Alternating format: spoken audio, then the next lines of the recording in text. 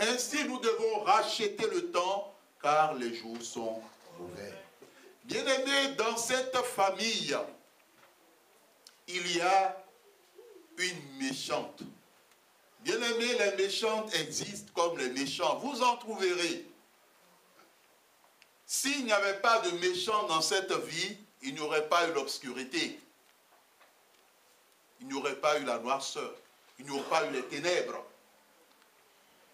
On peut se poser la question, comment est-ce que Elkana est tombé sur Pénina?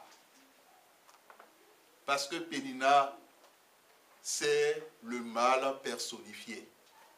Et vous trouverez des personnes pareilles, qui n'ont aucun sentiment, qui ne pensent uniquement qu'à elles, et qui ne pensent qu'à détruire les autres. La Bible utilise le mot mortifier. Pénina mortifiait Anne chaque année. Donc Anne était une souffre-douleur. Et quand la Bible utilise le mot mortifier, c'est véritablement une souffrance. Elle la faisait souffrir. Ce n'était pas seulement les moqueries, mais il y avait des paroles, il y avait des propos, il y avait assez d'éléments. Mais ce qui soutenait Anne, c'est son époux. Son époux l'aimait. Ce qui fait que lorsqu'il donnait à Pénina et à ses enfants, à Anne, il donnait une double portion. Bien-aimés dans le Seigneur, nous qui sommes les maris, nous devons être des soutiens, de véritables soutiens pour nos femmes. Et nous qui serons plus tard des maris, cela est quelque chose de très important. Il est très important que lorsque la femme tourne la tête, qu'elle voit en son mari un soutien et non un souffre-douleur. Parce qu'il y a des maris qui sont des souffre-douleurs. Et ce qui fait que la femme peut se poser la question, qui est-ce que j'ai épousé? Et on peut retourner la question dans l'autre sens. Le mari peut dire, mais qui est-ce que j'ai épousé? D'une façon ou d'une autre, dans ce texte, la Bible nous montre que Anne souffrait. Mais la souffrance de Anne ne l'empêchait pas de se rendre à la maison du trésor. Amen. Amen. La souffrance de Anne ne l'empêchait pas d'aller dans la maison de Dieu. Parce qu'elle savait que c'est là où elle rencontrera la solution. C'est là où elle aura la solution à son problème. Bien-aimés dans le Seigneur, le premier élément qui est important dans le cadre de la bénédiction, c'est l'amour. Il faut que tu aimes ton prochain comme toi-même. Cela veut dire que quand tu as affaire à un prochain qui est dans les ténèbres, il faut que dans ton cœur, Dieu ne voit aucune haine, colère contre la personne. Tu pardonnes à la personne dans ton cœur. Mais Dieu ne te demande pas de reprendre avec la personne comme si de rien n'était. Parce qu'un serpent reste un serpent. Si vous vous en approchez, le serpent vous piquera. Il libérera son venin. Et le venin peut tuer en peu de temps. Bien-aimé, l'amour de Elkana, c'est ça la force de Anne. Parce que si Elkana avait pris le parti de Pénina, Anne se serait retrouvée seule dans sa souffrance. Elle aurait perdu tout espoir. Deuxième élément qui est très important. Quelles que soient les difficultés que tu rencontres, ne t'éloigne pas de la maison de Dieu. Amen. Il faut que tu te dises, j'irai rencontrer mon Dieu. Parce que c'est dans la maison du trésor qu'il y a toutes les solutions, qu'il y a tous les trésors du monde. Et c'est dans la maison du trésor que j'aurai ce que je demande depuis des années, ou depuis des jours, ou depuis des mois. Le texte revient 2 fois sur le thème que Dieu avait rendu stérile. Pour dire tout simplement que c'est Dieu qui a le pouvoir de donner des enfants. Et donc, si tu as un enfant, sache que c'est une grâce de Dieu. Pourquoi? Parce que d'autres n'en ont pas. D'autres n'en ont pas. Sur cette terre, il y a des personnes qui cherchent des enfants, mais ils n'en pas. Certains ont tout fait. Ils ont fait la fécondation in vitro. Ça n'a pas marché. Ils ont fait plusieurs tentatives, ça n'a rien donné. L'Éternel veut nous comprendre que la bénédiction se trouve auprès de lui. Amen. La bénédiction ne se trouve pas ailleurs. Et même tout ce que tu possèdes comme bénédiction, cela vient de Dieu. Et c'est ce que David nous a rappelé. Éternel, tout ce que nous te donnons, c'est de toi que nous le recevons. Bien-aimés, ce qui est merveilleux, c'est que nous rencontrerons toujours des personnes qui vont nous décourager. Que ce soit par rapport aux demandes que nous adressons à Dieu, que ce soit par rapport au fait d'aller rencontrer Dieu dans sa maison pour lui poser nos problèmes. Bien-aimés dans le Seigneur, la Bible dit, et tout au verset 7, et toutes les années, il en était ainsi. Ça arriva au verset 6, lui prodiguait les mortifications pour la porter à sérité de ce que l'Éternel avait rendu stérile. Donc, vous trouvez des personnes qui feront tout pour que vous vous mettiez en colère. Amen. Quand vous êtes en face de quelqu'un qui fait tout pour que vous soyez en colère, vous faites quoi? On va vous écouter. Au fond, quand tu es en face de quelqu'un qui fait tout pour que tu te mettes en colère, qu'est-ce que tu fais? Il faut garder le calme. C'est pas facile, hein? Gardez le calme. Quelqu'un d'autre? Oui. J'appelle mon Dieu. Demandez l'aide de Dieu. Quelqu'un d'autre? Ah non, les autres, ça va. On s'énerve, pasteur. Oh, Seigneur, oui. Je lui rappelle qu'il est en train de me mettre en colère et qu'il arrête. Là, c'est strict, hein? Attention, là, tu me mets en colère, il faut arrêter. Donc, on a différents éléments. Vous saviez, ça peut se passer entre frères et sœurs. Ça peut se passer entre époux et épouse. Ça peut se passer même entre enfants de Dieu. Et même entre parents et enfants, quand les enfants ont atteint un certain âge. Donc, nous avons eu différentes réponses. Mais chaque année, chaque fois, vous faites comment? Chaque année, c'est comme si vous étiez né pour que la personne passe son temps à vous mettre en colère. Finalement, vous faites quoi? À la fin, mais comme on l'a dit, il faut qu'on demande l'aide de Dieu. C'est très important. Bien aimé, sans l'aide de Dieu ou de son esprit, nous aurons des difficultés. Mais avec l'aide de Dieu, de son esprit, nous aurons... Mais il ne faudrait pas que les gens profitent du fait que nous sommes enfants de Dieu. D'où la donnée, arrête. Là, tu es en train de me mettre en colère. À un moment donné, il faut dire à la personne d'arrêter. Amen. Amen. Il faut dire, mais tu es en train de me... Il faut arrêter. Bien-aimé dans le Seigneur, Pénina, elle le faisait. Chaque fois qu'Anne montait à la maison de l'Éternel, Pénina la mortifiait de la même manière. Selon vous, comment est-ce que Pénina peut mortifier Anne quand Anne sera à la maison de Dieu? Qu'est-ce qu'elle peut dire? Quelqu'un peut imaginer? Dieu t'a rendu stérile. Oui. C'est une moquerie, hein? Mais elle était championne dans la moquerie. Quelqu'un d'autre? Oui? Tu perds ton temps. Tu perds ton temps. Quelqu'un d'autre?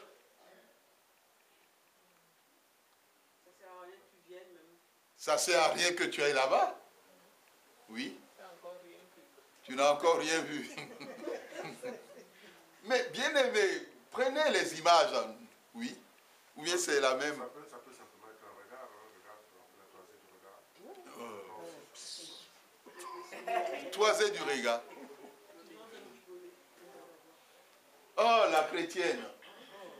Elle est de retour. Elle va encore. Bien-aimés, voici les différents éléments et voici les différentes données. Mais ces éléments n'ont pas découragé Anne. Mais quand elle les entendait, elle pleurait. Elle pleurait, elle pleurait. Elle pleurait et son époux ne peut pas. Bien-aimé, un homme ne peut pas vous consoler ni une femme. En fonction de la douleur. Vous voyez, quand une femme est stérile et elle veut un enfant, et qu'elle pleure dans son état, et vous lui dites, non, ne pleure pas, je suis là. Bien-aimé, ça ne suffit pas. Ça ne suffit pas. Ça ne suffit pas parce que la femme sait ce qu'elle endure dans son cœur. Et quelquefois, c'est le regard des autres. C'est le regard des amis, l'histoire des amis. Ah, telle personne déjà mariée, telle a déjà 3. Et dans certaines familles, la petite sœur a déjà 4 enfants. Et elle est née 0.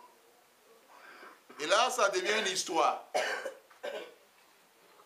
Bien-aimé dans le Seigneur, malgré cela, la Bible dit au verset 9 que Anne s'est levée et elle est allée à la maison de l'Éternel. Mais ce jour-là, il y avait quelque chose de différent. Il y avait 3 éléments qui se sont mis ensemble. Anne, la maison de Dieu et le sacrificateur Élie. Anne a persévéré. Et c'est ce que Dieu veut te dire. Quand tu demandes une bénédiction auprès de lui, il faut persévérer. Même si on se moque de toi, continue à persévérer. Même si personne ne croit que Dieu peut te donner cette bénédiction, toi, il faut que tu crois que Dieu te l'accordera. Continue à persévérer. Ne lâche pas. Qu'on se moque de ta foi, ne lâche pas. N'abandonne pas. Parce que tu t'es tourné vers celui qui est la bénédiction. Celui qui est le salut, celui qui est la vie. Bien-aimé, ce jour-là, Élie était là. Élie n'avait pas compris. Anne passait son temps à prier. Bien-aimé, c'est merveilleux de comprendre que malgré sa souffrance, Anne a passé plusieurs heures à prier. C'est ce que la Bible nous dit. Elle a passé du temps à supplier Dieu. Et Élie, en fonction de la durée, se dit, mais cette femme-là, qu'est-ce qu'elle fait? Qu'est-ce qu'elle fait là? Quel est son problème? La Bible dit, comme elle restait longtemps en prière, au verset 12, devant l'Éternel. Elle restait longtemps à prier devant l'Éternel. Il y a certains parmi nous, il suffit que ce que nous avons demandé à Dieu, nous n'avons pas obtenu, nous nous décourageons, nous envoyons tout balader, et on se dit, mais est-ce que ça vaut même la peine de continuer à prier? Bien-aimée, Anne n'a pas réfléchi de la sorte. Elle sait qu'elle ne peut pas trouver ce qu'elle recherche auprès des hommes. C'est seulement auprès de Dieu qu'elle peut l'avoir.